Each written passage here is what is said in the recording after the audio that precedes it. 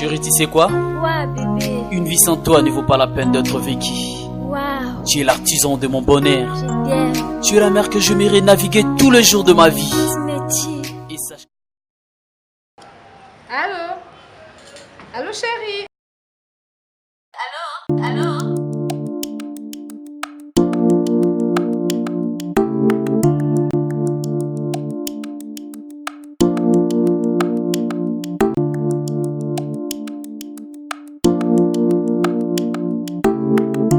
S'il vous plaît, madame.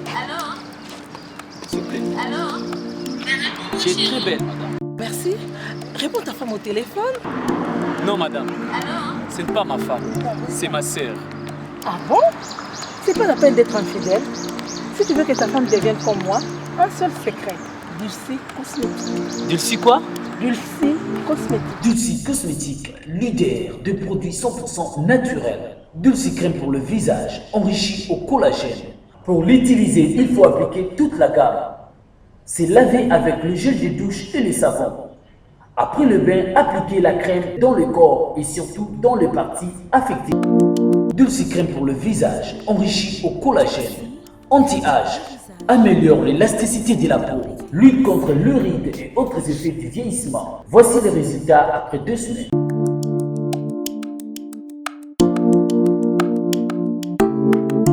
Dulcie, crème pour le visage. C'est ma femme, hein?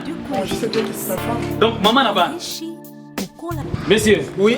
C'est ma femme, hein? Oh. Donc, maman là-bas. Oh. Chérie, tu sais que tu es belle. Merci, Dulcie Cosmétique. Enrichi au collagène. Pour avoir un bon teint comme moi, Karine Pala, un seul secret. C'est Dulcie Cosmétique. Dulcie Cosmétique en vente partout en RDC. Dulcie est une gamme cosmétique afin que l'humanité entière en tire profit. Thierry Mombaya, Mon Africa, bonjour. Bonjour, Mister Vicente. Voilà, en tout cas, Thierry Batou, ba réclamer Thierry Mombaya, balobi. Obe bani suna Thierry Mombaya, tous les camins. Mais la réponse est l'autre. Vraiment, tu as répondu à votre monsieur. On a dérangé les gars qui naissent au finish. Vous avez l'habitude un jour peut-être. Tu voyager des pays différents. Mais vous avez sauté un jour au Bébar. Voilà, même moi, je ne réponds pas. Il faut comprendre que Thierry Mombaya a rappelé patron et Africa Mobimba. Africa Mokili Mobimba. C'est-à-dire que moi, moi, je suis tourné dans ce tirage obligé que nous répondons à un rendez-vous. Surtout ça. Si vous avez pour aligner, mais pour pouvoir répondre à un rendez-vous. Donc, on est là ensemble. C'est la famille Gosse Dikambala. Bonjour. Bonjour, Vincent Chiluis. Voilà, tout c'est peli Koyamba on émission. Oh, mais d'abord impression à yo retour les années na moi 2 ou 3 tribunaux au sali. Mais ça m'a selon obiga ndenge zalaka. Bato bazo se plano bazali. Obi bazo finga matokolo na yo bazali. Oh bazo molaka que no ngaza muto ye pourquoi zo kitsaye. Or c'est tout le baka vérité. Bato don ni marato. Voilà, en tout cas, on faut comprendre que le fanatisme et ça lango et le muro toro critiquant mon milité parce que mutu soit ligne mutu nae même na bolungo to mona ngo que mona moi soit no défendre mobile to mobile no défendre moi si nae et ko boka bono ko pas que changer ne face donc ce qui nous dans enfant na mutu azara après et le rené sola toro comprendre mais place à vérité sera toujours place. Chers amis téléspectateurs, très heureux de vous savoir nombreux devant vos postes téléviseurs pour suivre votre émission tribunal la kati ya chaîne Abino La Voix du Peuple. Comme d'habitude Bobby Kezali bongo tribune moro ya réflexion puis ya analyse tout il y a culture na biso de ben arabo musique na kati ya tribunal net tout ça bino que tu adopter qui moi tu adopter système asika au tenu ko payer sa place plus na vérité que na mensonge bomoni démarche auto bandaki et toujours continuer toujours na même démarche nous tous nous savons que artistes et musiciens le phénomène combattant et ya parce que tu as que comprendre na simakezaki plus politique oui mais bato plus au ba soutenir phénomène on les a bato bazaki déçu na artistes et musiciens et za la ba mécène et za la basi au bazaki azaki moi ça musicien soutenir qui na débit mais musicien tant comme na succès comme na bambongo bois qui le bombo na comme combattant et za la bato mususu ba pesa ba musicien ba mbongo na bango belé ba soutenir bango par rapport à makambo belé mais na suka bango ba musicien ba manifester bango ingratitude lelo ba comment ba combattant et za la ba mususu pe pesa musicien moi mbongo mo fallait ba ça likamo songolo pakala toujours la même chose. Donc, ingratitude à musicien, lelo, et ça parmi les causes où il y a le phénomène combattant. Et nous avons remarqué qu'on irait fleurir en haut, il y a ingratitude à musicien et quand il sous entre bango na bango. Comme on a des musiciens moko apporter qui soutien, mais l'artiste et musicien n'arrive pas à reconnaître le bienfait de l'autre. Na d'abord avant tout ça la total nato analyser si je tout ça lango bison stoyebi que l'artiste et musicien fait rigola Jésus de Nias moto ya yambo nega na linga robenga mingi moyemi munene amboka na biso auteur bo zo ba problème moi quelques différents na vient na ye Koffi Olomide ba komaki na niveau ya justice il fallait que samba il fallait que les Canadiens l'état mais il y a eu après tout le monde qui nini artiste et musicien na biso moko artiste et musicien babima qui est belé par rapport mais musicien a fini toujours dans bima mais lelo il y a une polémique qui se passe entre l'artiste et musicien J.B. Piana et Félix Oisé quoi parce que total la image oyo entre Félix qu'est-ce qui se passe entre Félix Oisé quoi na J.B. Piana tout pays tout raison à peut débattre sur le cas il y a fait rigoler retrouvons-nous juste après cet élément merci.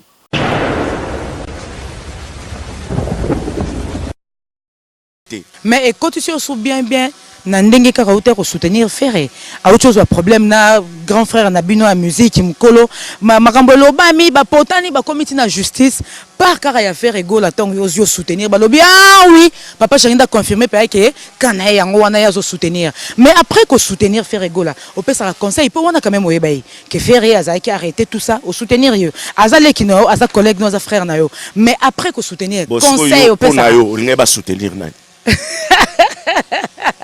pour la bino papa Chéra bibo linga ba soutenir nani wanga éviter ba compliqué na muto ya nesengo azo sepela ke muninga za en complication mais il faut être Satan voilà mais c'est un cadre polémique non c'est un cadre polémique Ferregola c'est notre jeune frère c'est un grand artiste de notre pays aujourd'hui c'est normal tout comme moi je l'ai fait, tout comme Félix Oisé pouvait le faire, tout comme Werrason pouvait le faire, tout comme n'importe qui Adolphe Dominguez, n'importe qui Moutounios Oazana, Motema Malamu Yarosal Sabato, Aruiko Salayango. Moi personnellement, il faut que le Cameroun Ezali.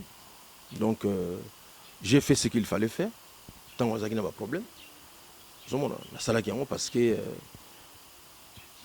tant que héritier alinga obeta na poto mais j'ai agi ozomona donc à chaque fois balé qui dans a besoin na ngai na osala quelque chose ozomona ngai na osala quelque chose mais ce que j'attends de retour c'est quoi et ça comme moi reconnaissance ozomona et ça comme moi reconnaissance surtout à la claire clair donc situation zaki nango na pour na parquet place bakama qui est concernant affaire et na Koffi Olomide si on comprend bien ça parmi bateau bachaki maboko makasi vous êtes parmi bateau ba bon non le bakena ngamo poto ba peda clair na télévision ponga nga okene gauche à droite c'était ya na mutu musumu tabisa ke faire na kachote so ya kan ça bongo bon ça va mais aye bien ou bien que c'est moi-même parce que j'ai parlé avec les autorités ya mboka puisque zaki likamongo d'abord bako kangela mutute na ki kutu na argument na pesa ba quantité ya lika kitala vraiment.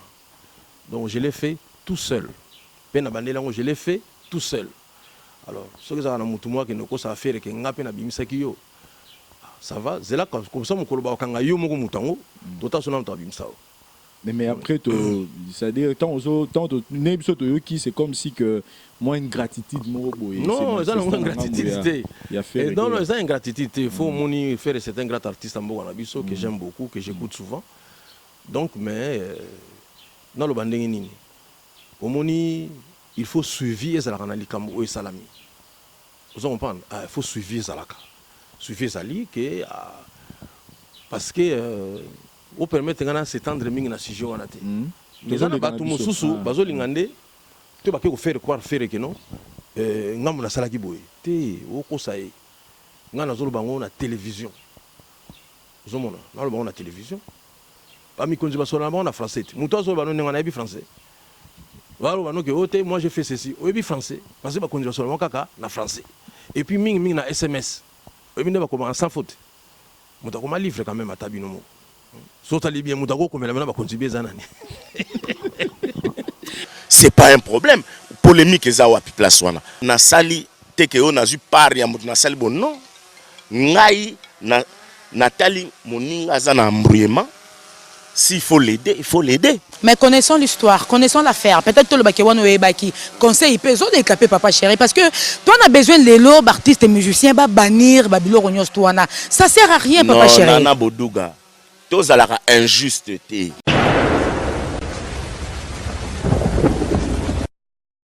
Voilà, chers amis téléspectateurs, je pense que Bisso Toyoko Bakisama Lobate, Toyepe Rolongana Malobate, Totu Rolanda Jibin Piana qui nous dit que c'est lui qui a soutenu Ferrego la Poabima Nakacho. Et il a même énuméré que Eloro Sali, il fallait peut-être Ouera fait Fala Salango, Félix P fallait à Salango. Donc si on a bien compris le discours à Jibin Piana, il fit la personne qui a soutenu Ferrego la Poabima Sika Oyazalaki.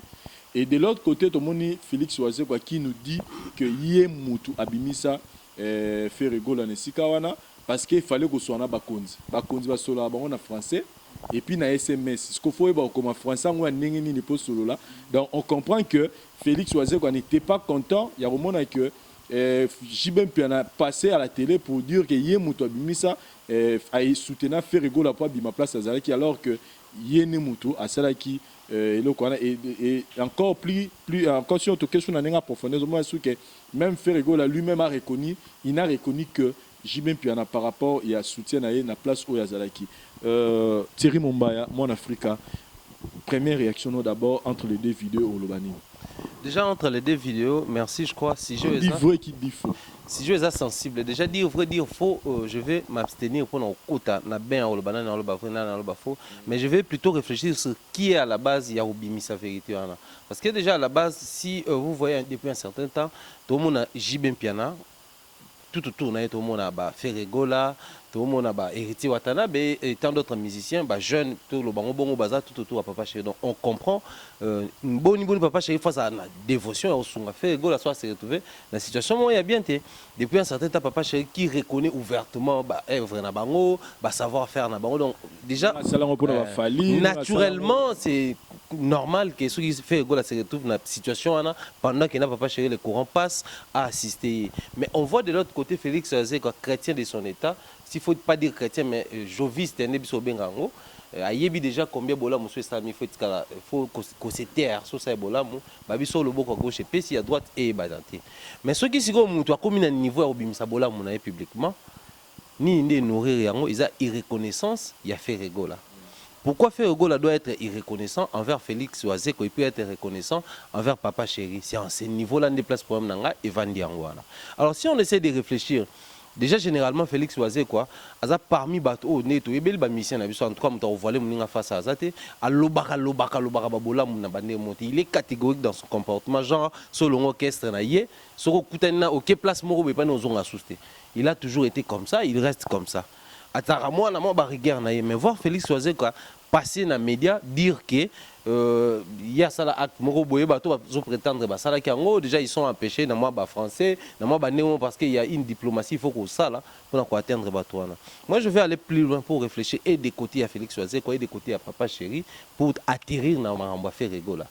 Vous savez aujourd'hui Tobet soit ba grand artiste en Mboka na biso Tobet soit ba grande tête en Mboka na biso donc to ko ça zarder à Rozwango à la va vite et puis les Kalango. Le lot, on voit Papa Chéri passer à la télé depuis un certain temps, il nous fait énormément de bien. Dans multiples passages dans la télévision, des fois, on va ignorer, ou des fois, on va délire, ou des fois, on amuser galerie, on objectif à la wana. Mais en ce qui concerne le dossier, c'est sérieux. Moi, je pose la question de savoir si la polémique nous nourrit surtout dans la situation. Tout ça, parti pris. Mais abusivement. Parce que vous savez, depuis un certain temps, les musiciens congolais ont avalé le pilier le mot quoi avaler. Ni tu étais peut-être pénétré dénoncer bien qu'à un certain niveau, reconnaître, mais la dénonciation, tout ça, ils ont atteindre le peuple, ils ont atteindre les fanatiques, ils ont l'ont la erreur, voir un artiste, un musicien qui prétend dire que photo il faut goûter le mélange. Même les musiciens consciemment, ils savent que, et là, on a le beau, ils ont mais il veut nous faire avaler la pilule. Sauf que le a eu problème. C'est tout à fait normal, peut-être qu'on se permettre qu'on peut voir Papa Chéri passer à la télé dire que c'est lui qui a fait la situation pendant qu'en réalité, il a été.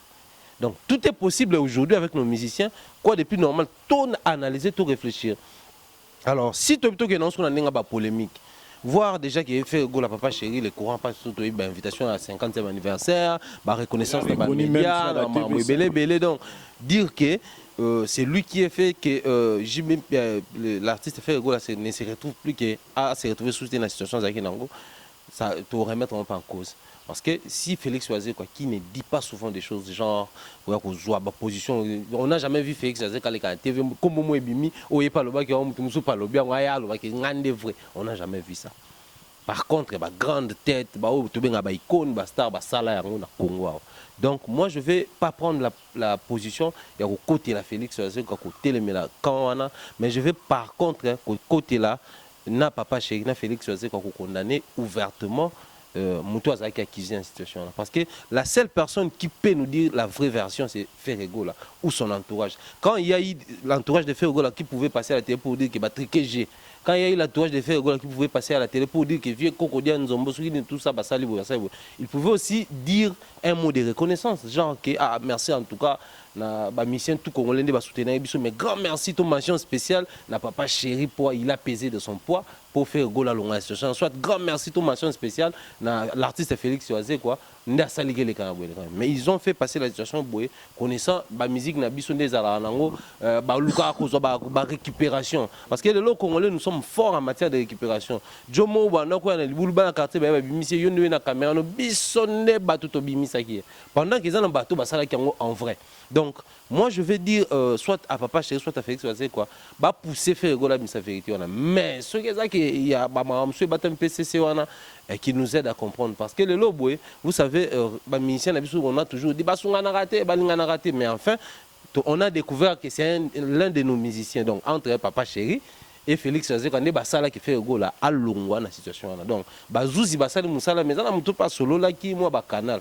C'est que mais est-ce que pensez-vous si c'était vraiment Félix Oisé quoi dans le cas Félix Oisé quoi ceux qui pensent y est et que l'artiste est mususu tout pays jet set tout pays groupe mususu à se retrouver dans la situation où bon est-ce qu'il y a susu c'est la question qu'on a posée bon.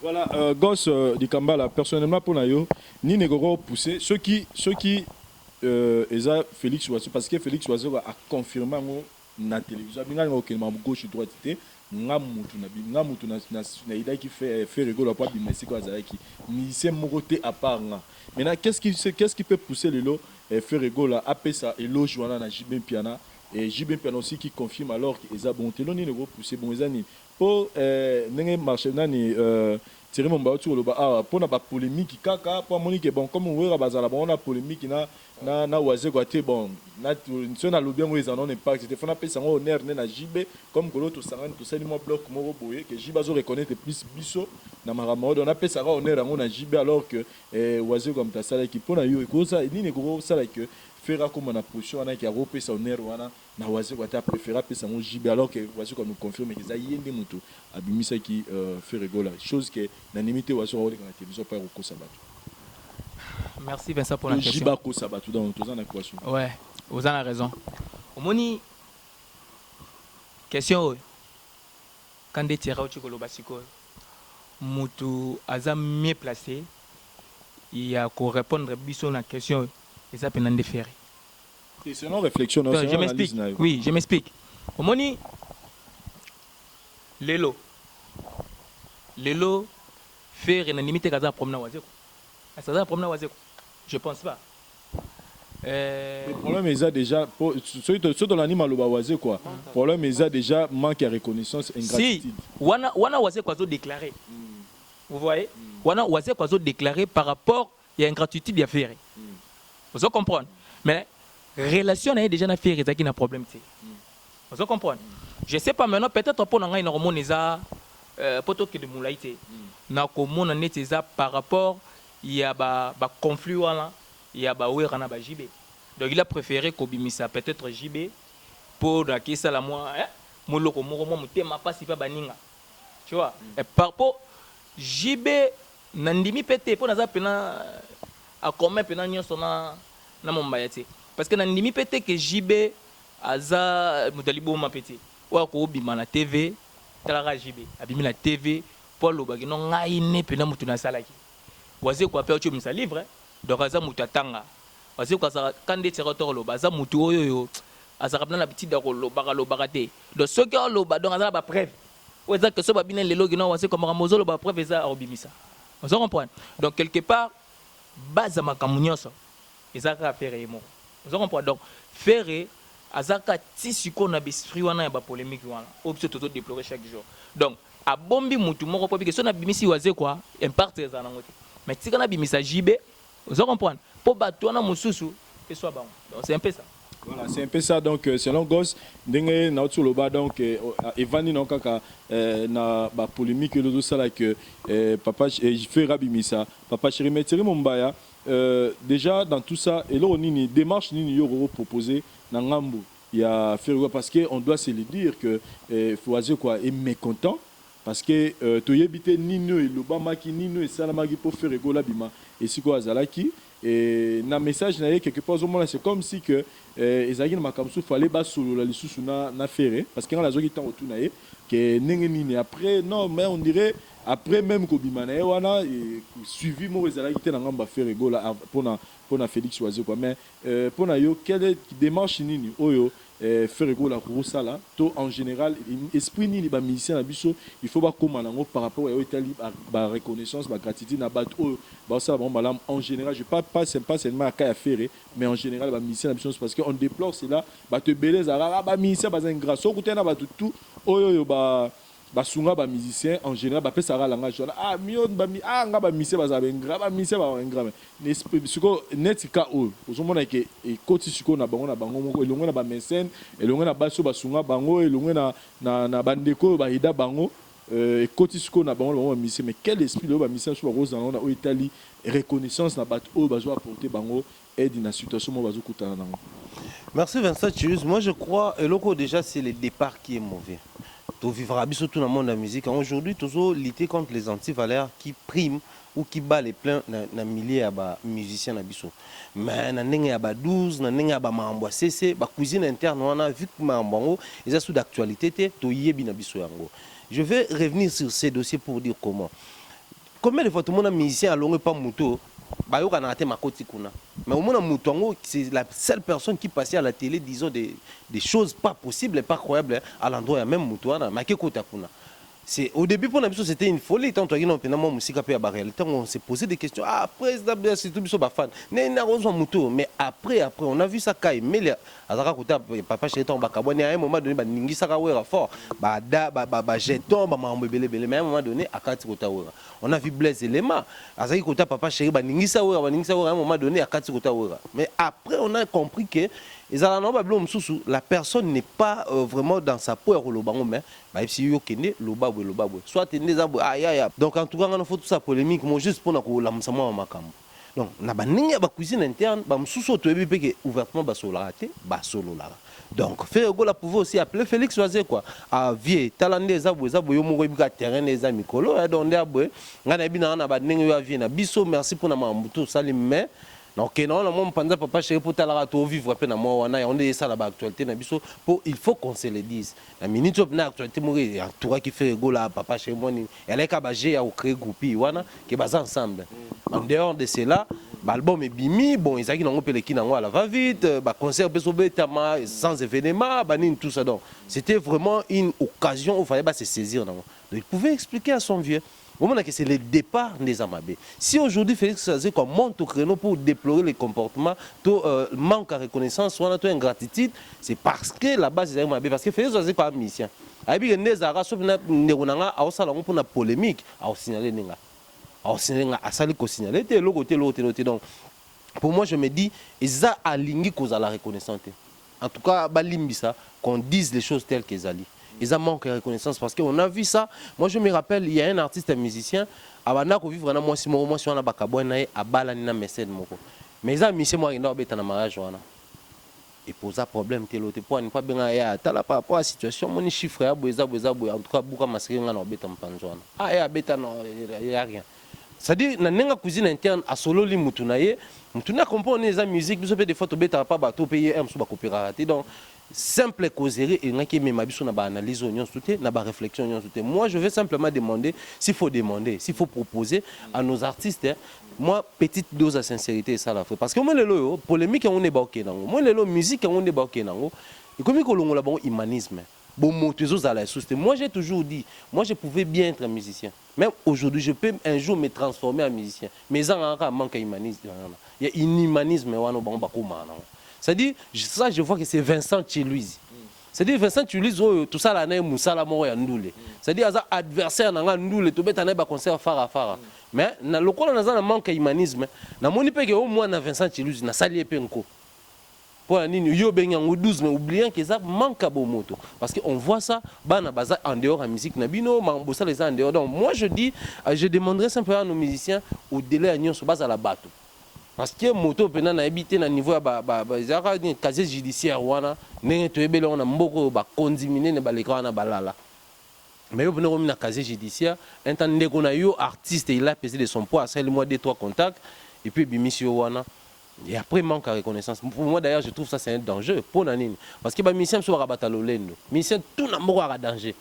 Musicien tout déjà qui nous à la base et comment peut influencer sur un musicien. Soit un musicien qui est déjà danger il y a cabine, il y a courant, il y a une éviter.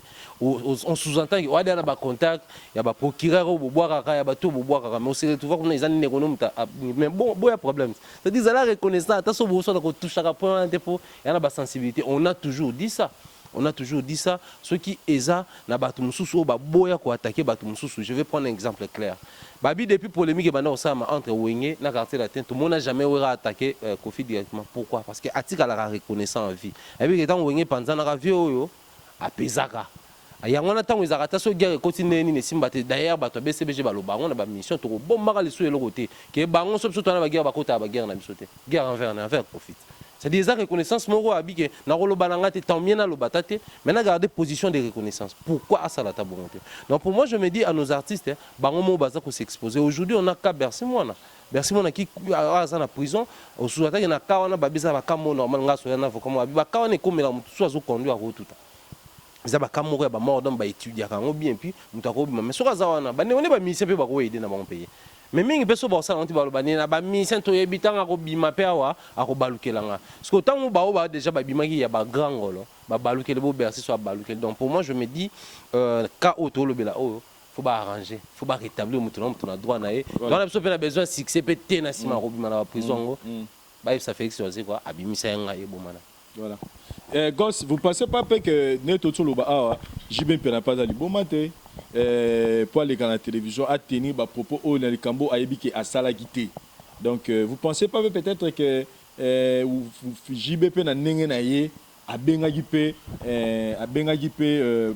à Salagité donc ça dit apporter qui peut soutien mais sauf que oiseau quoi penanga benga qui pense que yende comme ça parce que il numéro le bique maramone c'est que soit na bakonzi mais bakonzi ba soit la SMS est-ce que moto là ko soit en français et puis français au comment donc c'est comme si pour na oiseau quoi niveau intervention ça qui a mon gazali kaye vous pensez pas par exemple que JB pas cette intervention mais faire ende à bossana qui ko numérique à combo ya oiseau quoi alors que JB pas ça là qui vous pensez pas que Zaki Bongo peut-être il aurait dérangé oiseau peut-être pour atteindre une communauté mais dans le cadre de ce JBP apporte tout le monde a une intervention que mutu voit cette intervention tout ça tout le monde va dire ah muto yo kinganya bengi kinganya assez que pena azam mutu makasa mzu ya JB et mais peut-être oiseau va pas ces arabes pour atteindre une communauté tant que JB passe c'est ça oiseau quoi c'est normal mais ça normal au salé lo moro boye mais batangi communauté s'il vous plaît. Non, c'est pas bataille communauté, mais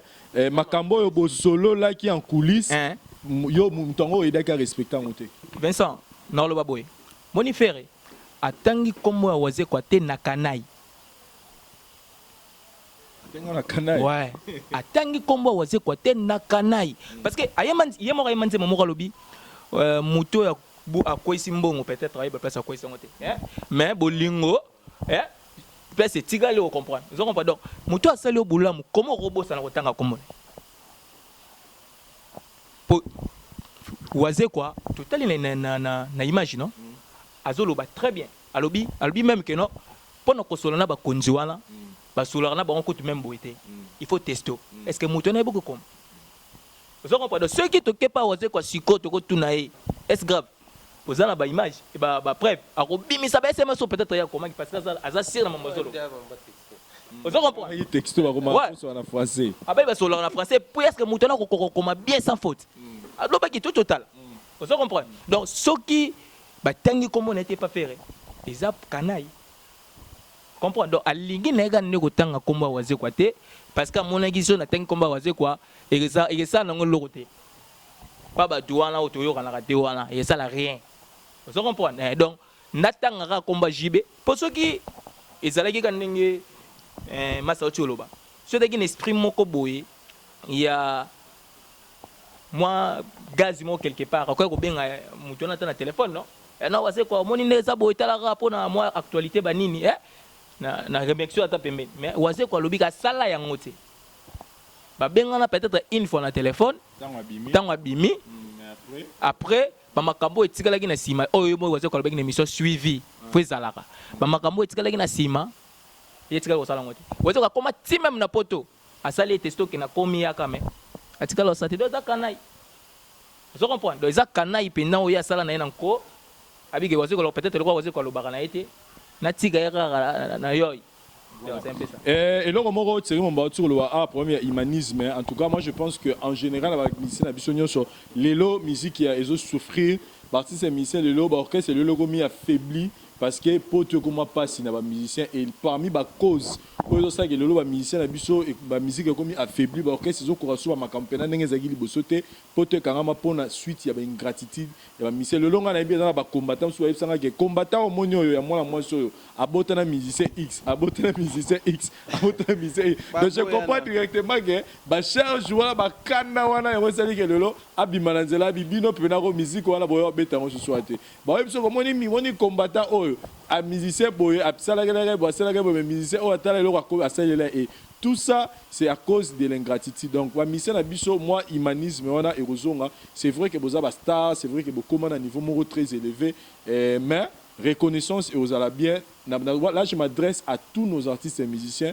bolingo zala reconnaissance ba musicien ba tenir ba plaindre ba se plaindre à trop na artiste mais ça na bato ba accompagner ba musicien ta ba musicien ba zana na quartier c'est donc maintenant musicien mo be mista na yibela mbati pour que na conseil mista na wana yibaka car na bango pour abimisa pour abimana ye mais le lo mona musicien na ko ma danger reconnaissance et zalaraté c'est à dire que loko wana nous vraiment tozo beta certains ba musicien parce que lelo ceux qui musicien sont souffrir na nenga libanda c'est à cause de l'ingratitude alors que biso tolobi kaka to réagir tant to monique Félix Oise quoi qui se plaint que à souvent qui musicien ne connaît musicien mais en retour à mon ata signe moko la reconnaissance et moi je pense selon la analyse moi je pense que JBP a contribué à King pour selon JBP a contribué malgré ma texte bimi je pense que JBP a contribué parce que JBP a dit bon matin pour aya rouler à la télévision pas tenir ba propos wana donc avec toute la maturité l'intelligence que JBP a je pense pas à rôle quand la télévision pas une peut ça beloge le roi salité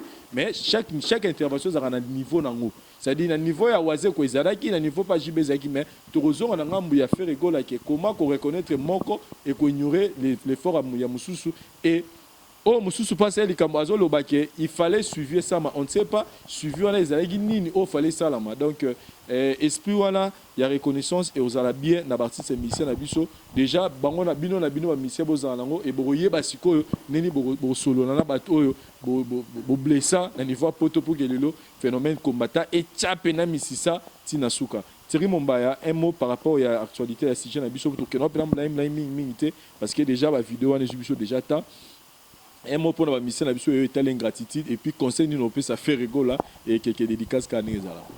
Moi, je vais dire d'abord félicitations à Banderwana Mibale et Papa Chéri et S-Grave mon quoi bongo ndenge basungi moni lelo boye nga nazo continuer ko senga ba mission mso bolingo mais bolingo ngo toye ba ngoni même bible zo ba so bolingo sans misala eza bolingo soloté même kondima sans misala ya kondima soloté donc les œuvres justifient au tout ça intérieurement moi je crois non appelle ça bango merci pour na bazaki na motema wana ya kosunga bien qu'en retour bazaki pe na besoin d'aide mais tant on peut aider nini plutôt reconnaissance yete no moni matsaka pe mo ndenge moko boye même nzamba na lola alors c'est surtout reconnaître ba au fait na ye tout citer yango tout haut donc il faut reconnaître.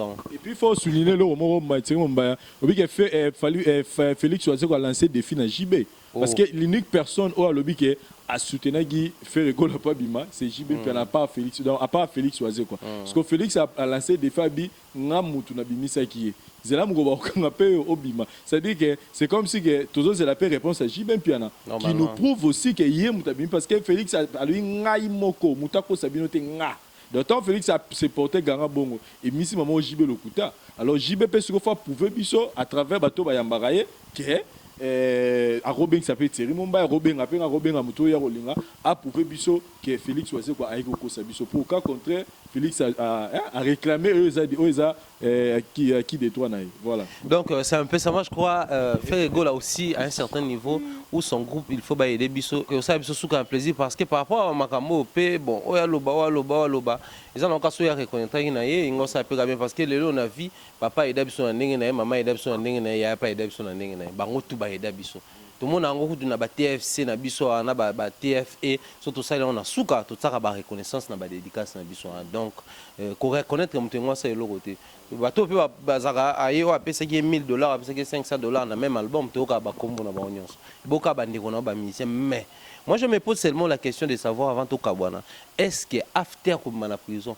il s'est pas passé quelque chose entre Fergo et Félix Oazé quoi au point que même il s'est fixé par rendez-vous respecté parce que tu es bien le rose à tout bien après 5 minutes c'est qui arrive tu éviter mais na ba musicien ni on se dit de manière générale on sait nga tout l'esprit wenge wana esprit wenge wana faut tout moi j'ai toujours dit bana wenge ba lebso mamu ya malamu ebele style esprit jeune ba mamu ebele mais parmi les antivaleurs parmi les poisons oh ba insera na banzo to na biso eza ingratitude ou manque de reconnaissance. Nous devons lutter contre cela parce que les lobos, bah mission so comme ça anti-valeur, le quoi bah valeur. Et biso pe bah fanatique, bah mélomane, bah consommateur na bango, to comme ko adopter attitude one. Or c'est très dangereux pour notre quotidien à bateau. Mon abo les lobos ndeko Félix c'est quoi peut-être hasard monter ma so c'est Zoki a aider peut-être un jour.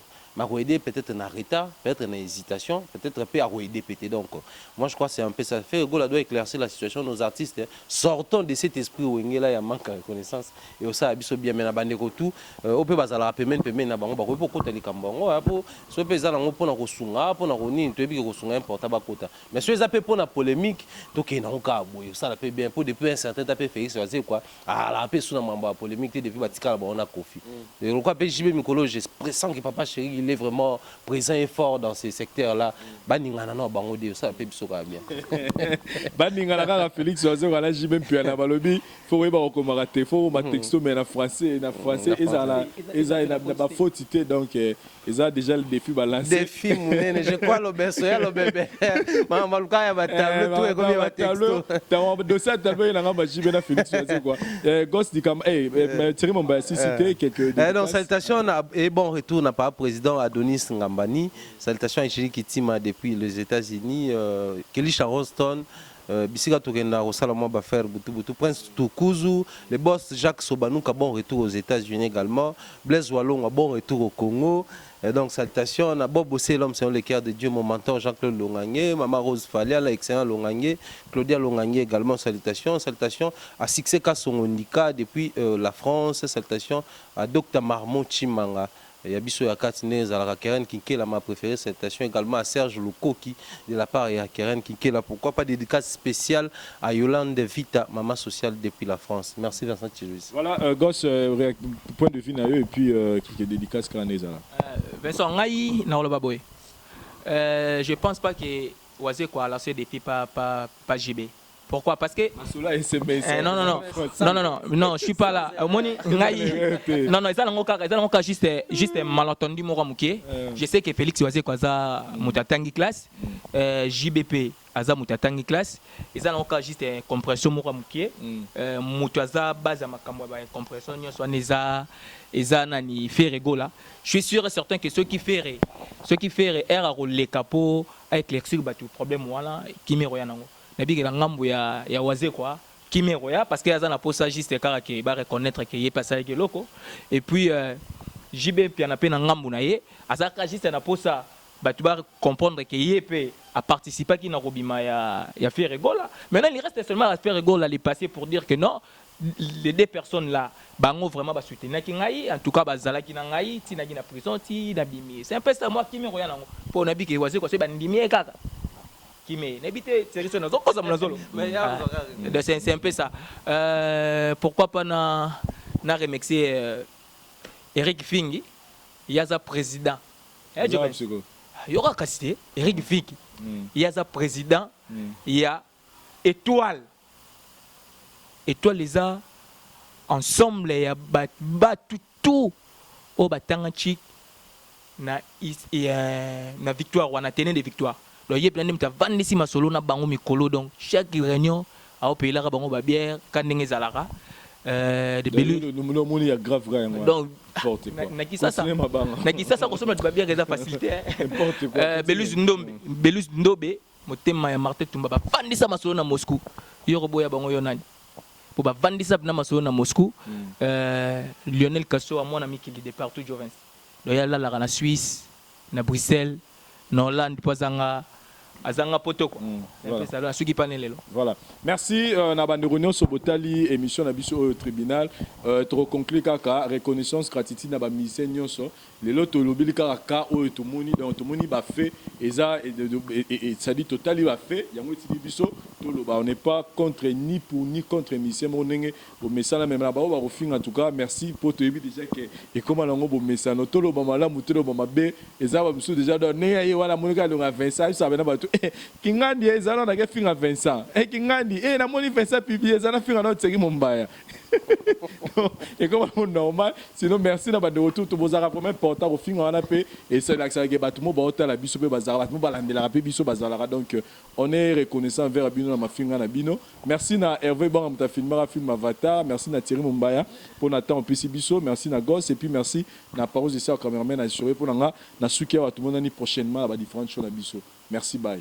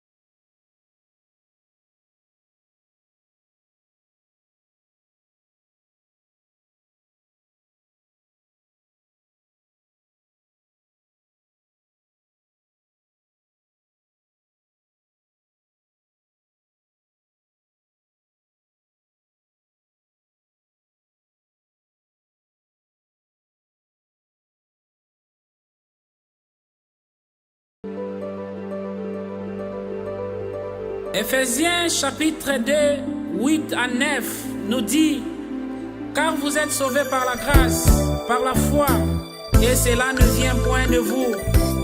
C'est le don de Dieu, non point par les œuvres, afin que personne ne se glorifie. Ezaka kangolu, mutua mikumisate. Yo moto swingolu ya kodea, eza vraiment ngolu. Kasi eko mate sije ya koseka ba oyo mate ina note. Yo moto swingolu ya kobongwana, eza vraiment ngolu. Kasi eko mate sije ya kochola bapakano babongwani na note. Yo moto swi chance ya libala, eza vraiment ngolu. Kasi eko mate sije ya koseka ba oyo babali na note. Yo moto swi ngolu ya kobota, eza vraiment ngolu. Kasi eko mate sije ya kofinga ba oyo na note. Yo moto swi grâce ya koyemba, eza vraiment ngolu. Kasi eko mate sije ya kotonga ba oyo bayembi na note. Yo moto swi ngolu ya kobika, eza vraiment ngolu. Kasi eko mate sije ya koseka ba oyo babiki na note. Toza malamu kuma mana yo zambe na lola. Yo moto swi ngolu kote pa na zambe kuma sije alichote pa ya baninga. Soki omoni ndeko na pasi kowela te koseka, oyebi te tina nini ndeko akoma bongo. Omoni badivorce kosalama, kowela te kochola e, oyebi te tina nini bacouple koma bongo. Omoni ndeko na fulu, kowela te kochola e, oyebi te tina nini ndeko akoma bongo. Omoni bafami kokabwana, kowela te kokyolola e, oyebi te tina nini fami ekoma bongo. Tango mosusu tata mwasi nde moto akanga mabota, fale olakisa ndeko na Yesu kasi otiki e bongo. Tango mosusu baninga ya mosala nde moto babakela e maladi, fale olakisa ndeko Yesu kasi otiki e bongo. Tango mosusu azwaki nde sango yango akomande bongo, fale olakisa ye Yesu kasi otiki e bongo. Yo moto zwi ngolwa kozala na mbongo, eza mbongo. Kasi eko mate sije ya konyokola basali. Haleluya.